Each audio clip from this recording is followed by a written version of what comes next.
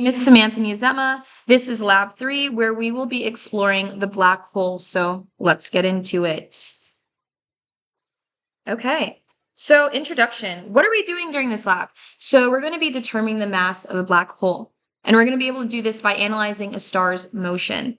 And then there are two parts to this experiment, actually. That's our first part. In our second part, we're going to take the calculation from part one to understand and determine the starting velocity that a spacecraft must have to get near a black hole and be able to move out without having impact with said black hole and the planet. Why are we doing this? We're doing this to showcase Newton's second law and its relation with momentum. So let's get further into the systems and the surroundings of this experiment. So the star is the system in the first experiment, the first part of the experiment, and the spaceship is the system in the second part. And their surroundings are the black hole and any other external forces like gravity, for example. And what we're expecting out of this, we're expecting to be able to find the mass, yes. And then for the second part, we expect to figure out how to make sure that no crashing happens. So over here, we are going to be explaining the important physics equations that we need. Sorry guys, this is take 4 because my video, my computer died on minute 4 of recording my other take. So let's just continue. So right now we need to look at Newton's second law and gravitational force. These two factors are extremely important in our experiment and we would not be able to do it without them. So we're looking at the change of momentum over change of time, and that equals the net force. And then we apply the dot product to get the perpendicular and parallel components. And then over here we look at the gravitational force, and this force is the force in between the system and the surroundings. And we're able to get the gravitational force by doing this equation, yes, but we can find out the mass of the black hole in terms of momentum of the star by just rearranging this gravitational force equation over here. So what you're looking at right now is my GTID put into this line so that everything could come out randomly. And then after that, we had to do some coding. So we put in our given conditions, and it would be too tedious for us to calculate all the velocities at different stages. So with some formulas from GlowScript, boom, we have this code and it calculates all of that for us. So in our next part of code over here, in our GlowScript data, we see that this code shows us finding the parallel and perpendicular components. That then leads us to our net force on our star, our system. And then boom, we get the mass of our black hole, and this all happens down here. So what are our results?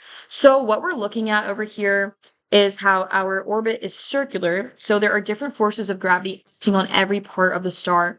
And from this, we can see that the closer you are to the black hole, the greater the force.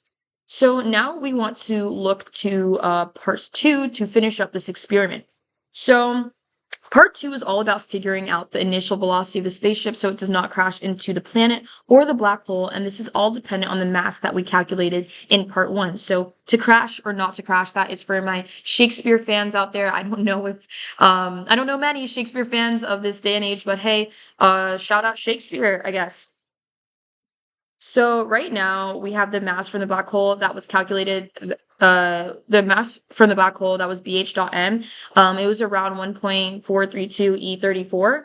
And then we have our initial conditions. So this is really just a slide of initials in our givens. And then we have our initial perpendicular and parallel speeds for the planet and the spaceship.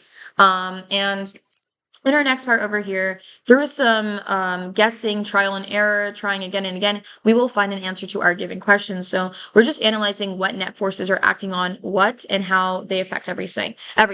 So over here, you can see that so the planet is being impacted by the black hole over here in the ship, and then the ship is impacted by the black hole and the planet down here in the code. And from this, we will figure out both systems' motion as they move along. So there's a lot of repetition of the code. So there's a lot of iterations going on over there. And then boom, our final result, boom, it doesn't crash. There's no crashing. There's this tangent line almost that boom, we kind of pivot away so that it doesn't crash into the black hole. This was done through a lot of guessing. So let's look at errors and limitations of this Experiment. This is just a simulation. So this was all a guess kind of. So we're unsure of all of this data. We all received different numbers based on our GTID for this experiment. That's what the seed was to randomize everything. And then also another error or limitation is that it's inaccurate. We had to keep plugging in numbers to find these precise velocities to see how close we could get without crashing. It could be different for every other student, you know? So moving on to our food for thought. So, how are the net force and its parallel and perpendicular components different from the rate of change of momentum and its parallel and perpendicular components? Virtually everything is the same. It's just that the difference is one is easier to calculate and the other one is harder. So, it's easier to find the other. So with net force, you just need to know the system's change in velocity. Sorry, with net force, you must know each outside factor to get the force, but with the other one, you just need to know the system's change in velocity. As for this one, food for thought, if you wanted to predict the motion of the entire system, what would you need to include in your computational model? We must take into account all forces and the interactions they have between each other, and that's how we would be able to do that. Thank you so much for listening to my video. I hope that you enjoyed and have an amazing day. You're an amazing person. Thank you for listening to this. Bye. Have a great summer.